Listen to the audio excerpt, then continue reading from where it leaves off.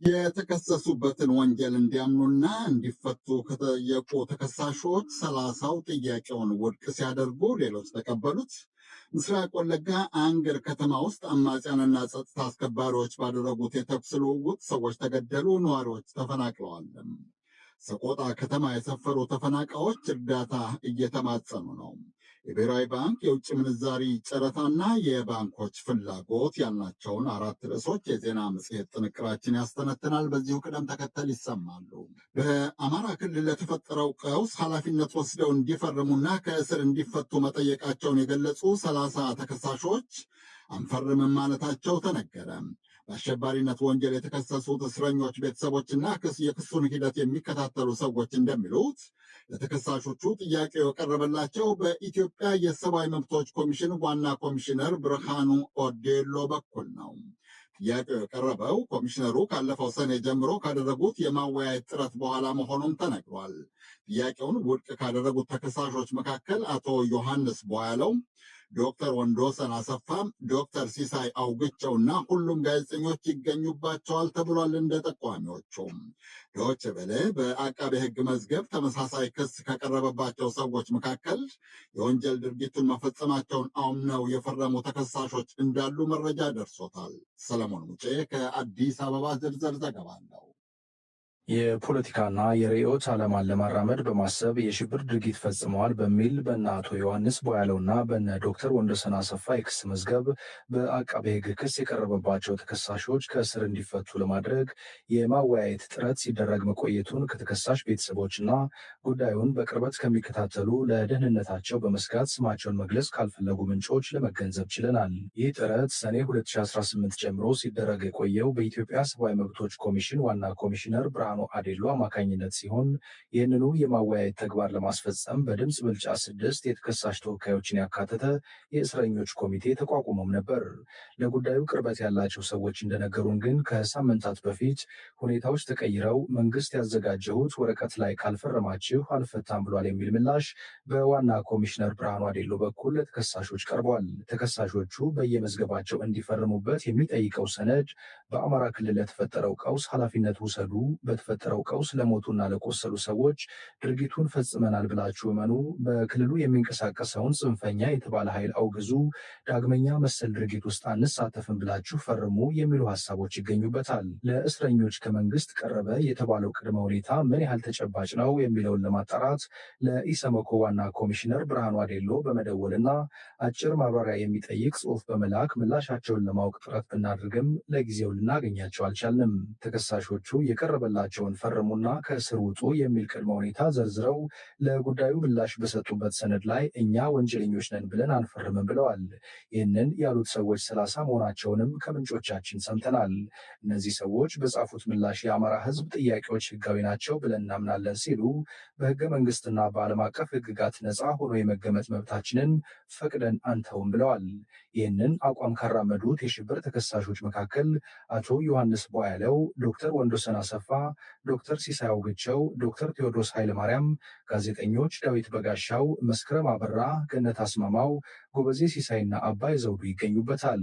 ኢትዮጵያ ውስጥ ከዚህ በፊትም የ1997ቱን ጠቅላላ ምርጫ ተከትሎ እንዲሁም ጠቅላይ ሚኒስትር አብይ አህመድ ወደ ስልጣን በመጡ ማግስት በክስ ማቋረጥ፣ በይቅርታ እንዲሁም በምህረት ተከሳሾች ከእስር ተለቀው እንደሚያውቁ የነገሩን በፌዴራል ማናቸውም ፍርድ ቤት ጠበቃና የህግ አማካሪ የሆኑት አቶ ኤርሚያስ ጥላሁን ሀገሪቱ በምትመራበት የኢፌዴሪ ህገ መንግስት መሰረት ይቅርታ የመስጠት ስልጣን የርዕሰ ብሔሩ ነው። ይህንን መሰረት ተደርጎ የይቅርታ አሰጣጥና አፈጻጸምን ለመደንገግ በወጣው አዋጅ ግን ይቅርታ ማለት ምን እንደሆነ፣ ክስ የማቋረጥ ስልጣንስ የማን እንደሆነ ለዶይቼ ቬለ ማብራሪያ ሰጥተዋል። የቅጣት ፍርድ በሙሉ ወይም በከፊል ቀሪ ቢሆን ወይም የቅጣቱበት አፈጻጸም አይነት ቀለል ተደርጎ እንዲፈጸም ማድረግ ስለመሆኑ ተደንግጓል። ክስ ማቋረጥ ደግሞ የጠቅላይ አቃቤ ህግ ስልጣን ነው። ክስ ማንሳት አቃቤ ህግ የወንጀል ክስ መስርቶበት በፍርድ ቤት በመታየት ላይ ያለን ጉዳይ እንዳይቀጥል ስለማቋረጥ ስለመሆኑ በግልጽ አስቀምጧል። በምን ናቸው ሊነሳ የሚችለው የሚለውን ሲታይ 3 ጉዳዮችን ነው የሚያስቀምጠው። አንደኛ አቃቤ ህግ በመሰረተው ክስ ላይ የተከሳሾቹ ማንነት በአግባቡ አጣርቶ ካላቀረበና የተከሰሰው ሰው ተገቢው ሰው ካልሆነ በዚህ ምክንያት ክስ ሊቋረጥ ይችላል ማለት ነው። ሁለተኛው የህዝብ ጥቅምን ለማስከበር ሲባል ነው። ሶስተኛውና የመጨረሻው በሌሎች አሳማኝ ምክንያቶች ይላል። የኢትዮጵያ ጠቅላይ ሚኒስትር አብይ አህመድ በልዩ ልዩ ፖለቲካዊ ምክንያቶች በእስር ላይ የሚገኙ ኢትዮጵያውያን ከእስር ሊለቀቁ የሚችሉበት እድል ስለመኖሩ በዚህ ዓመት የመጨረሻው የህዝብ ተወካዮች ምክር ቤት ማብራሪያቸው ፍንጭ ሰጥተው እንደነበር ይታወሳል። የሃይማኖት አባቶች፣ ትላልቅ ሰዎች ተጠቅመን በተቻለ መጠን በእስር ላይ ያሉ ሰዎች ለመፍታት ልባችን ሰፊ መሆን ይኖርበታል። በእነ አቶ ዮሐንስ ቦያለውና ዶክተር ወንዶሰን አሰፋ የክስ መዝገብ የሽብር ድርጊት ፈጽሟል በሚል በአቃቤ ሕግ ክስ የቀረበባቸው ሰዎች በቃሊቲ ቂሊንጦና አባ ሳሙኤል እስር ቤቶች በእስር ላይ ከሆኑ 3 ዓመት እየሞላቸው ነው። ለዲ.ደብልዩ ሰለሞን ሙጬ ከአዲስ አበባ። በኦሮሚያ ክልል ምስራቅ ወለጋ ዞን ጊዳ አያና ወረዳ አንገር ጉቲን ከተማ አካባቢ ባለፈው ቅዳሜና እሁድ የተከፈተ ጥቃት ያስደነገጣቸው በርካታ ነዋሪዎች ቤት ንብረታቸውን ጥለው ወደ ሌሎች ከተሞችና አካባቢዎች ሸሽተዋል።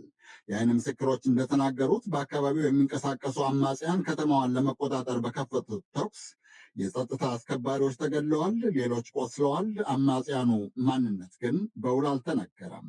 ስዩም ጌቱ ዝርዝር ዘገባ ልኮልናል። በምስራቅ ወለጋ ዞን የጊዳ አያና ወረዳ አንገር ጉቲን ከተማ ነዋሪ የሆኑት የዓይን እማኝ ለዶይቼ ቬለ በሰጡት አስተያየታቸው እንዳሉት ባለፈው ሳምንት መጨረሻ ሐምሌ 2 እና 3 ቀን 2018 ዓ.ም በተከሰተው አለመረጋጋት በርካታ የከተማውና በዙሪያው ያሉ የገጠር ቀበሌያት ነዋሪዎች ብርቱ ስጋት ውስጥ ወድቀዋል። በደህንነታቸው ሲባል ስማቸው እንዳይጠቀስ ድምፃቸውንም እንድንቀይር ጠይቀው አስተያየት እንደሰጡን የዓይን እማኝ የከተማዋ ነዋሪ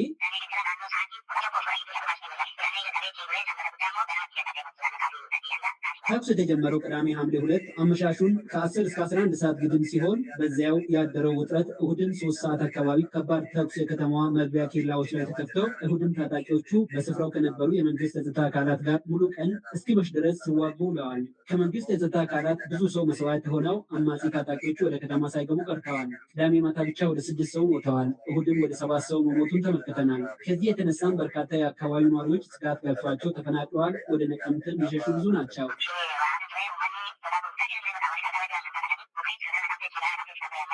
ሌላው አስተያየት ሰጪ የአካባቢ ነዋሪ በትናንትናው ዕለት ማክሰኞ በታጣቂዎቹ ጥቃት ሕይወታቸው ያለፈው የጸጥታ አካላት መቀበራቸውን ተናግረዋል። ዛሬ ረቡዕ አካባቢው ወደ አንጻራዊ ሰላም መመለሱንም ተናግረዋል። ሆኖም በቀጣይም ስጋቶች ያሉበት መሆኑን ተከትሎ በርካታ ነዋሪዎች ወደ ወረዳዋ ሌላኛ ከተማ አያናና የዞኑ ከተማ ወደ ሆነችው ነቀምቴ የሸሹ መሆኑን የገለጹት ትናንት የወደቀው የጸጥታ አካላት አንስተን ቀብር ፈጽመናል። ህብረተሰቡ ደግሞ ከአራቱም የአንገር ጉቴ ከተማ አስተዳደር አቅጣጫዎች ማለትም ከደለታ በከኒሳ፣ ወረቦ ቀበሌና ቱሉ ሌንጫ የተፈናቀሉ ወደዚህ ከተማ ከሸሹ በኋላ አሁን ደግሞ ሌላ ጥቃት ከተከሰተ በሚል ወደ ነቀምቴ እየሸሹ ነው። በርካታ ሰው በጸጥታ ስጋት ውስጥ ገብተው እስከ ዛሬ በዚሁ ከተማ ቢቆዩም ዛሬ የሀገር መከላከያ ሰራዊት ገብተው መንገዶችም ሲይዙ ብዙ ሰው ወደ ወረዳና ዞን ከተሞች ሸሽተዋል። ዛሬ ወደ ነቀምቴ የወጣ ማህበረሰብ ብቻ ወደ 4-5 ሙሉ ተሽከርካሪ ይሆናሉ።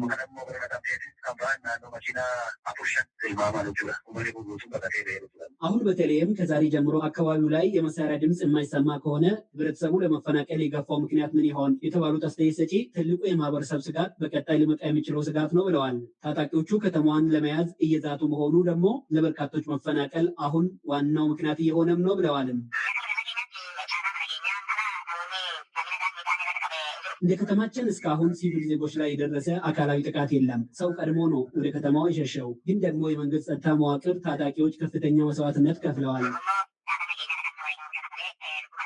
ዶይቼ ቬለ በአካባቢው ላይ ተከስተው የሰላማዊ ዜጎችን ህይወት ስላወቀው ግጭትና አሁናዊ የአካባቢ ሁኔታ ላይ አስተያየታቸውን ለመጠየቅ የአንገር ጉትን ከተማ አስተዳደር ሰላምና ጸጥታ ኃላፊ ሰኚ ነጋሳ እንዲሁም ለከተማው አስተዳደሩ ሌሎች ባለስልጣናት የእጅ ስልክ ላይ በመደወል አስተያየታቸውን በዚህ ዘገባ ለማካተት ያደረገው ጥረት ለዛሬ አልሰመረም። እንደ ነዋሪዎቹ አስተያየት ግን ምንም እንኳን ለዘለቄታው አሁንም ስጋት ቢኖርም ከተማዋ ዛሬ አንጻራዊ ሰላም ውስጥ ውላለች። ዛሬ የህዝቡ እንቅስቃሴ ትንሽ ዳህና ውሏል። አንዳንድ ተቋማት ምንም እንኳን ስራ ባይጀምሩም ተከፍተው ውለዋልም። ከቅርብ ጊዜያት ወዲህ በምስራቅ ወለጋ ዞን በተለይም ግዳ አያናና ኪረሙ ወረዳዎች በተደጋጋሚ በሚከሰተው አለመረጋጋት የበርካቶች ህይወት ስለመፈተኑ ይነገራል። በዚሁ አቅራቢያ የአሙሩ ወረዳ አገምሳ ከተማን በቅርቡ ከአንድ ወር ግድም በፊት ታጣቂዎች ገብተው ከፍተኛ ጉዳት ማድረሳቸው መዘገቡም ይታወሳል። ለዶይቼ ቬለ ዘገባ ስዩም ጌቱ ነኝ ከአዲስ አበባ። በአማራ ክልል በዋግ ኽምራ ብሔረሰብ አስተዳደር ዞን ከጻግምና አበርገሌ ወረዳዎች ተፈናቅለው ሰቆጣ ከተማ የሰፈሩ በርካታ ዜጎች ምንም አይነት የሰብአዊ ድጋፍ እንዳላገኙ አስታወቁ። በመኖሪያ አካባቢያቸው የሚደረገውን ግጭት ሸሽተው ሰቆጣ የሰፈሩት ተፈናቃዮች እንደሚሉት እርዳታ ስላልደረሳቸው ችግራቸው ከጊዜ ወደ ጊዜ እየከፋ ነው። ሰቆጣ ውስጥ ከ56 ሺህ በላይ ተፈናቃዮች አሉ። ኢሳያስ ገላው ከደሴ ተከታዩን ዘገባ አልኮልናል። ነዋሪነታቸው በዋግ ኽምራ ብሔረሰብ አስተዳደር ዞን ጻግምጅ ወረዳ የሆነው አርሶ አደር በለጠ መንግስቱ የአዴን ታጣቂዎች አካባቢውን ሲቆጣጠሩ ከ3 ወር በፊት ነው ከ7 የቤተሰባቸው አባላት ጋርና ለእርሻ የሚጠቀሙበትን አንድ በሬ ይዘው ወደ ሰቆጣ ከተማ የመጡት። ይሁን እንጂ በሰቆጣ ከተማ ምንም አይነት ሰብአዊ ድጋፍ ባለማግኘታቸው በሬያቸውን ለመሸጥ እንደተገደዱ ይናገራሉ። ከዛ አንድ በሬ ነበረ። እሱ በሬን ያው 55 ሺህ ይሰጠናል። እሱን አሁን ገንዘብ መንገድ በቃ 4 ሺህ ምናምን ነው የጠቀው ቤተሰብ አለ እስካለ እሱን ደግሞ እንግዲህ እንዴት ብሎ እሱንም ትራፈን ብለ ያሉ። ከተፈናቀላችሁ ምን ያህል ጊዜ ሆናችሁ? 3 ወር ይሞላል። አሁን እዛም ዝናብ የለም እዛ አካባቢ አሁን እና በቃ እንግዲህ ምንም አማራጭ የለኝም። ከሚያዝያ ወር 2018 ዓ.ም ጀምሮ ከአበርገሌ ወረዳ የተፈናቀሉ አስተያየት ሰጭም የምግብና የመጠለያ ድጋፍ አለመኖሩን ገልጸው በየዕለቱ ወደ ሰቆጣ የሚገቡ ተፈናቃዮች ግን መጨመራቸውን ይናገራሉ። የምግብ አቅርቦት ምንም ከመጣነ በኋላ ምንም የደረሰ የለም። መጥለያም የለም። መጥለያ ጠይቀን ነበረ ከወረዳው ደግሞ የት ላገኝ ብሎ የሚመጣ እንትና ስለሌለ በቃ እንደዛ በረሃ ላይ ነው ያለው ህብረተሰቡ። ቤተሰብ ዘመድ ያለው ቤተሰብ ዘመድ ጠግቶ ካልሆነ በክራይ ነው። ወይዘሮ አልጋናትም ከጻግምጅ ወረዳ 05 ቀበሌ የተፈናቀሉ ናቸው። ኑሯቸውም በሰቆጣ ከተማ ከቤት ውጭ በረንዳ ላይ በመኖር በልመና ላይ የተመሰረተ መሆኑን ይናገራሉ። ምንም እርዳታ የሚባልም የለን። ዝም ብለን በረንዳ ነው ያለን እንጂ እርዳታ ምናምን ምናምን ህጻናትን ይዘን ዝም ብለን በረንዳ ነው ያለን እንጂ እርዳታ ምናምንም የለንም። የሚበላ ያለን የጠጣ ያለን መተኛት ቤት የለ በረንዳ ዳሪ ለክል ምን ነው የሚኖሩት በቃ ከቤት ለቤት ህጻናቶች። በአሁኑ ጊዜ በሰቆጣ ከተማ ከ56 ሺህ በላይ የሀገር ውስጥ ተፈናቃዮች ከመኖራቸው ጋር ተያይዞ ከፍተኛ የቤት ኪራይ ጭማሪ መኖሩን ነው ተፈናቃዮቹ የሚናገሩት። መጠለያ ምናምን ነገር የለም። 1 ሺህ የነበረው 4 ሺህ ያለን ነው እያሉ ነው። ክራይ ቤት 4 ሺህ 5 ሺህ ገብቶ እነዚህ ይቀመጣል በረንዳ ላይ ነው ያሉት። አሁን ወረዳ አመራሮች ዞን አመራሮች የተወሰነ ግለሰቦች ምክር ቤት ምን አፈላልጎ አሁን ይስላሉ ተወሰነ። የዋግ ኽምራ ብሔረሰብ አስተዳደር ዞን አደጋ ስጋትና ስራ አመራር ኮሚሽን ተጠሪ ጽሕፈት ቤት ኃላፊ የሆኑት አቶ ምህረት መላኩም ዞኑ ከ7 የተለያዩ ወረዳዎች ለተፈናቀሉ ከ56 ሺህ በላይ ተፈናቃዮች ድጋፍ እያቀረበ ነው ይላሉ። ከ7 ወረዳ ወደ 56 ሺህ አካባቢ የሚጠጉ ተፈናቃዮችን የቤት ኪራይ፣ ምግብ እና የቤት ውስጥ ቁሳቁስ የሚባሉት እነዚህ የንጽህና መጠበቂያ ቁሳቁሶችን አድርገን ወደ 12 ሚሊዮን ግብረሰናይ ድርጅቶች ተባብረው ምግብ ደግሞ የፌዴራል አደጋ ስጋቱ በአመት ኢትዮጵያ አማካኝነት አድርጎ 2 ዙር የደረሰው አለ። 1 ዙር ደርሶት 1 ዙር ደግሞ ሁለተኛውን ዙር ደግሞ በሚቀጥለው ሳምንት ያገኛለ። በጣም የተወሰኑ ጥቂት ቁጥሮች ደግሞ ከኋላ የመጡ ምንም ያላገኙ አሉ ገና የሚጠባበቁ። በሰቆጣ ከተማ የሚገኙ ተፈናቃዮችን በዘላቂነት ለማቋቋምም እንደሚሰራ አቶ ምህረት መላኩ ይናገራሉ። ዘላቂ መፍትሄ ማለት የአደጋ ስጋት መቀነስ ነው። በጣም አቅም በላይ ሆኖ አደጋ ተፈጠረ ምላሽ እየሰጠ ጎን በጎን የመልሶ ማቋቋም ፕሮግራም ይባላል። አሁን ወረዳቸው ሰላም ከሆነ ጻድቅ አበርገሌ፣ ወፍላ፣ ዳሳ፣ ኮረፍ፣ አለማጣ አካባቢ የመጡትን ወደ ቀያቸው መመለስ ነው እቅዳችን። ለዶይቼ ቬለ ዘገባ ኢሳያስ ገላው።